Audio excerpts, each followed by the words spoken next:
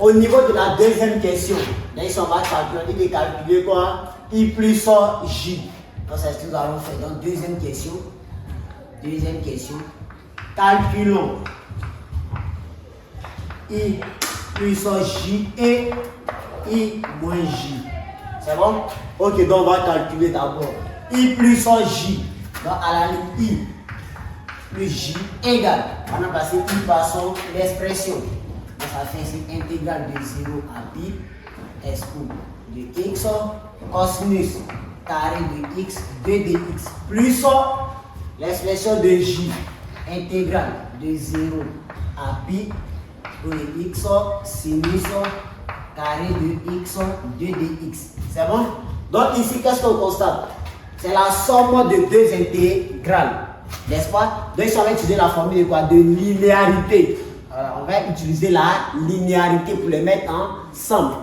Lorsqu'on a la somme de deux intégrales, ils ont les mêmes bornes. Nous utilisons la linéarité. Donc on va utiliser ici la linéarité pour les mettre ensemble.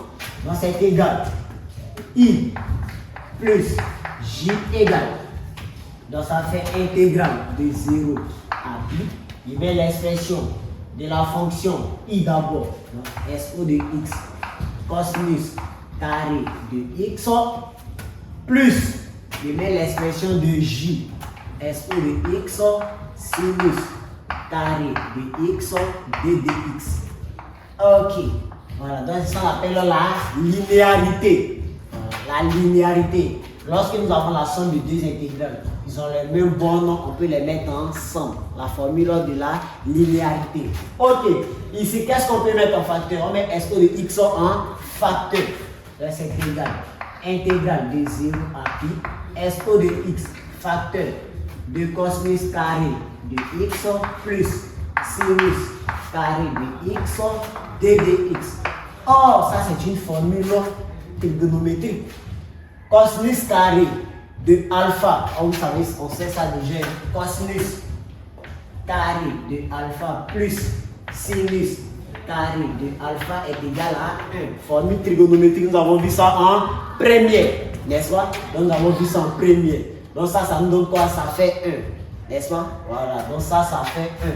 Voilà, donc ça nous donne 1. Donc ça fait SO de x multiplié par 1, ça fait SO de x. Donc ça fait intégrale de 0 à pi, SO de x 2dx.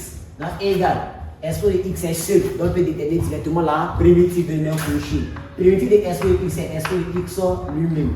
Donc ça fait 0 à pi. Donc égal, n'est-ce pas? Nous allons remplacer. Donc ça fait SO de pi moins SO de 0. Donc ça fait SO de pi. SO tout le monde est souvent 0 fait 1. Donc ça fait moins 1. N'est-ce pas? Donc I plus J. I plus J est égal. SO de pi moins 1. Donc parfois les formules trigonométriques interviennent. Donc vous devez connaître ça par cœur. Cosinus carré de alpha plus sinus carré de alpha est égal à 1. C'est bon?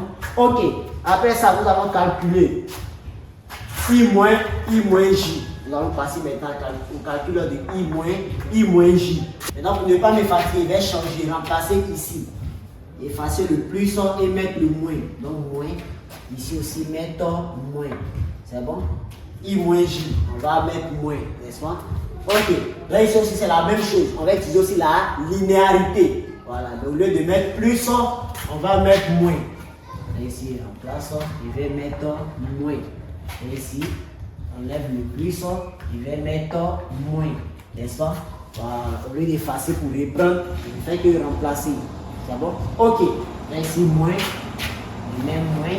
Donc là, ça sera pas même chose. Ça sera moins. N'est-ce pas? Ok. Donc c'est le verbe droit que je vais effacer. Voilà. Donc, je vais mettre les résultats d'abord pour ne pas oublier. Voilà. Je vais mettre ça ici. I plus J. Nous avons trouvé SO de pi moins 1. Ok. Voilà. Donc j'efface celui qui est là. Là sur la formule. Cette formule. Ok. Donc ici, vous voyez ce qu'on trouve. Ça fait facteur de cosinus carré de x moins sinus carré de x. N'est-ce pas? Donc ici, est-ce que ça c'est une formule trigonométrique? Oui, c'est une formule trigonométrique. Vous devez connaître ça par que cosinus carré de alpha, quand c'est plus, sinus carré de alpha, ça fait 1. Mais lorsque c'est moins, cosinus carré de alpha, au lieu de mettre plus, on met moins. Sinus carré de alpha, c'est égal à cosinus de 2 alpha. Voilà. Donc ça, voici sa formule. Lorsque c'est moins, ça fait cosinus de 2 alpha. Voilà. Donc c'est ce que nous allons appliquer ici. Voilà. Donc ici, je vais mettre devant. Comme il y a mis la formule, vous essayez de mettre juste à côté. Or, on va mettre or.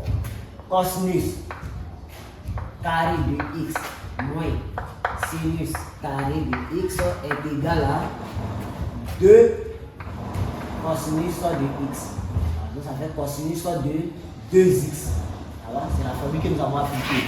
Donc c'est qui revient carré de s de x de cosinus de 2x d de x.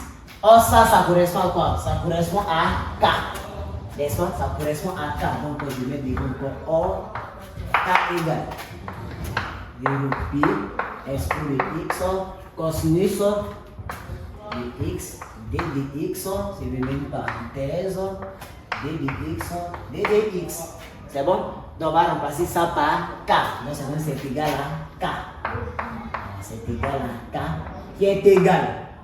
Je vais remplacer autre k parce que le résultat de k, ça fait 2 sur c. Donc voici le résultat de i moins j. Voilà, c'est le résultat de i moins j. Voilà, donc qu'est-ce que moi j'ai fait? Je vais vous effacer. Ça va? Il a remplacé ici. Mais vous, sur la fin, vous devez remplacer, vous devez reprendre le calcul. C'est bon? Vous devez reprendre le calcul. Voilà. Donc ici, on avait 2 formules. On avait ça. Lorsque c'est plus, vous devez savoir ça. Voilà. Pour ceux que pour bosser ça plus rapidement, tu mets la tête. Une fois que c'est plus, c'est 1. Mais quand c'est plus, ça fait cosinus de 2 alpha.